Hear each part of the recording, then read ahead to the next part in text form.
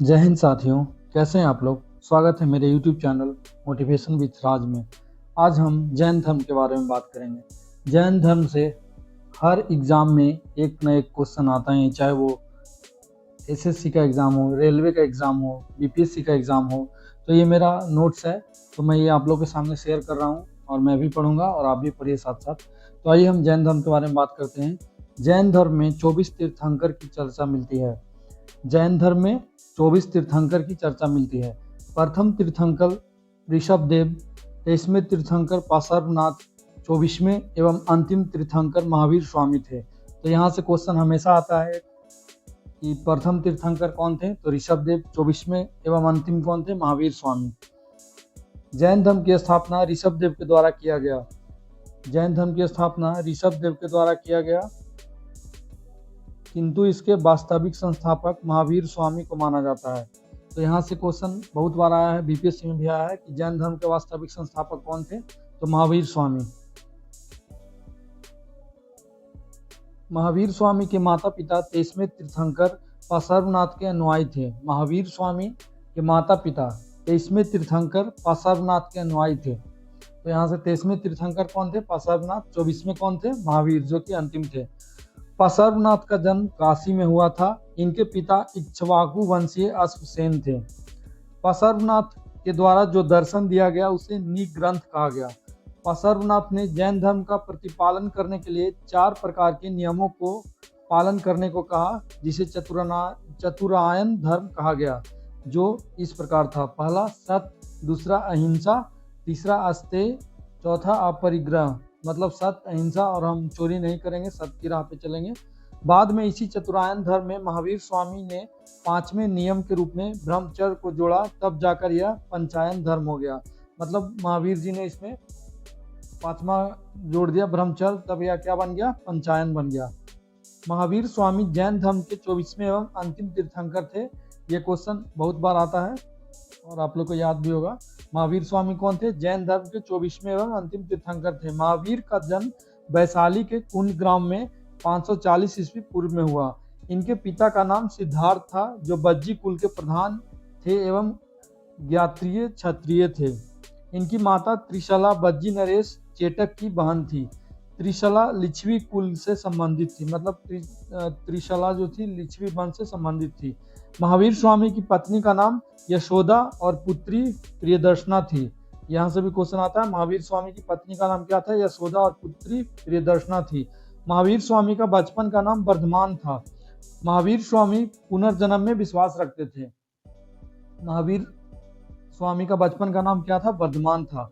महावीर जी पुनर्जन्म में विश्वास रखते थे।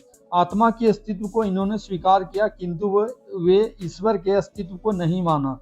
अर्थात महावीर स्वामी अनेश्वरवादी थे, मतलब ईश्वर को नहीं मानते थे। महावीर स्वामी के माता पिता की मृत्यु के बाद 30 वर्ष की उम्र में अपने बड़े भाई नंदीवर्धन से आज्ञा लेकर गृह त्याग दिए और वे सर्वप्रथम राजगीर पहुंचे। वहां उनकी मुलाकात मखली पुत्र गोशाल से हुई, जो आजीवक संप्रदाय के संस्थापक थे। यहाँ पे 2 क्वेश्चन बहुत बार आता है कि महावीर जी इनकी आज्ञा लेकर घर छोड़े थे, तो नंदीवर्धन से, और सबसे पहले वो किससे मिले थे, तो मखली पुत्र गोशाल, कहीं पे मोखली पुत्र भी लिखता है, जो कौन थे, आजीवक संप्रदाय के संस्थापक थे। दोनों 7 साल तक साथ रहे, किंतु बाद में मतभेद हो जाने पे वो अलग हो गए। गृह त्याग के 12वें वर्ष के बाद उन्होंने जाम्बिक ग्राम में ऋजुपालिका नदी के किनारे साल वृक्ष के नीचे ज्ञान की प्राप्ति हुई। तब से वे केवलिन कहलाए। ये भी क्वेश्चन आता है कि उनको ज्ञान की प्राप्ति कहाँ हुई, तो ऋजुपालिका नदी के किनारे साल वृक्ष के नीचे, तब से वे क्या कहलाएं, केवलिन कहलाएं। महावीर स्वामी को ज्ञान प्राप्ति के बाद जीन मतलब विजेता, अहर्त मतलब पूज्य एवं निर्ग्रंथ बंधन रहित कहा गया। महावीर स्वामी ज्ञान प्राप्ति के पश्चात अपना पहला उपदेश राजगीर में दिए। ये भी क्वेश्चन बहुत बार आया हुआ है। महावीर स्वामी ज्ञान प्राप्ति के बाद अपना पहला उपदेश कहाँ दिए, राजगीर में दिए। महावीर स्वामी के द्वारा अर्धमागधी मतलब प्राकृत भाषा में उपदेश दिया गया। ये भी बहुत इंपॉर्टेंट है।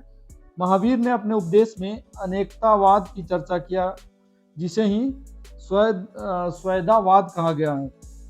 महावीर स्वामी ने पार्श्वनाथ के द्वारा स्थापित चतुरायन धर्म में ब्रह्मचर्य शब्द को जोड़कर उन्हें पंचायन धर्म बना दिया। जगह जगह उपदेश देने के बाद 72 वर्ष की उम्र में राजगीर के निकट पावापुरी में महावीर स्वामी की मृत्यु हो गई। जैन धर्म में इस घटना को निर्वाण कहा गया, मतलब शरीर को त्याग दिया गया।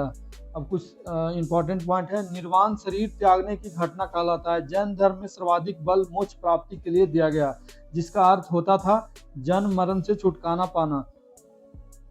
पाना। मोक्ष प्राप्ति करने के लिए सर्वोच्च विधि संलेखन विधि को माना गया है। इस विधि में अन्न और जल का सेवन नहीं किया जाता, मतलब फास्टिंग जिसको अभी हम लोग बोल देते हैं। तो मोक्ष प्राप्ति करने के लिए लोग क्या करते थे, संलेखन विधि उपयोग करते थे, मतलब खाना पीना नहीं खाते थे, तो जिसके कारण उनकी मृत्यु हो जाती होगी। इस विधि के द्वारा मौर्य वंश के संस्थापक चंद्रगुप्त मौर्य ने अपना प्राण त्यागा था। महावीर अपने जीवन काल में ही जैन धर्म के प्रचार प्रसार करने के लिए अपने शिष्यों को 11 गंधार में बांट दिए थे।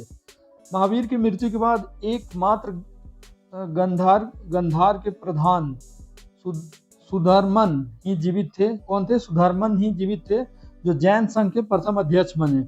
महावीर ने मोक्ष की प्राप्ति के लिए सबसे बड़ा अवरोधक तत्व अज्ञानता को बताया। इस अज्ञानता को दूर करने के लिए उन्होंने 3 नियम दिए थे, जिसे जैन धर्म में त्रिरत्न कहा गया। ये त्रिरत्न निम्नलिखित थे: सम्यक विश्वास, सम्यक ज्ञान, सम्यक आचरण। जैन धर्म में महावीर के जीवन काल में दिए गए उपदेश का बाद में संग्रह किया गया, जिसे 14 पूर्वा कहा गया। यह जैन धर्म का सबसे प्राचीनतम ग्रंथ था। महावीर की मृत्यु के बाद जैन धर्म का प्रचार प्रसार करने के लिए 2 सम्मेलन का आयोजन किया गया। पहला था पाटलिपुत्रा में स्थलवाहु के नेतृत्व में हुआ, दूसरा गुजरात के बल्लवी में देवाधि श्रमण की अध्यक्षता में हुआ। जैन धर्म में कहा गया है कि लगभग 300 ईस्वी पूर्व में मगध क्षेत्र में 12 वर्ष का अकाल आया, जिसमें भद्रबाहु के नेतृत्व में कुछ जैन आचार्य एवं संघ दक्षिणी भारत चले गए, जिसमें मौर्य वंश के संस्थापक चंद्रगुप्त मौर्य भी शामिल थे। 12 वर्ष अकाल समाप्ति के बाद जब भद्रबाहु के नेतृत्व वाला जैन मंडल मगध क्षेत्र में आया, तो उनके द्वारा स्थलबाहु के नेतृत्व में मगध क्षेत्र में रह रहे जैनियों को निकृष्ट जैनी कहा गया, क्योंकि अकाल के दौरान स्थलबाहु के नेतृत्व वाला जैनी श्वेत वस्त्र धारण कर चुका था, अतः उन्हें श्वेतांबर कहा गया। जबकि दूसरी ओर भद्रबाहु के नेतृत्व वाला जैन समर्थक को दिगंबर कहा गया। महावीर स्वामी का पहला शिष्य उनका दामाद ही था, जमाली था, लेकिन जमाली ने ही महावीर स्वामी का पहली बार विरोध किया था। महावीर अपना उपदेश प्राकृत भाषा, अर्धमागधी भाषा में दिए। ये बहुत बार क्वेश्चन आता है। जैन धर्म के सप्तभंगी ज्ञान को स्वैधावाद के नाम से भी जाना जाता है। जैन धर्म में आध्यात्मिक विचार सांख्य दर्शन से संग्रह किया गया। जैन धर्म का समर्थन देने वाले कई राजा की चर्चा मिलती है, जिसमें उदयन जो हर्यक वंश के थे, महापद्म नंद वंश के, चंद्रगुप्त मौर्य वंश के, खारवेल, कलिंग नरेश। खजुराहो में स्थित जैन मंदिर का निर्माण चंदेल के द्वारा किया गया। कर्नाटक के श्रवणबेलगोला में गोमेश्वर का जैन मंदिर का निर्माण चामुंड राजा नामक शासक के द्वारा किया गया। तो जैन धर्म में इतना ही है। बाकी हम इस पे ऑब्जेक्टिव लाएंगे किसी भी बुक से। ये अब सीरीज हमारी चलती रहेगी। आप लोग इस चैनल को सब्सक्राइब कर ले अगर आप पहली बार आए मेरे चैनल पे तो। और वीडियो कैसा लगा, आपके लिए हेल्पफुल है या नहीं, कमेंट करके जरूर बताइएगा। धन्यवाद।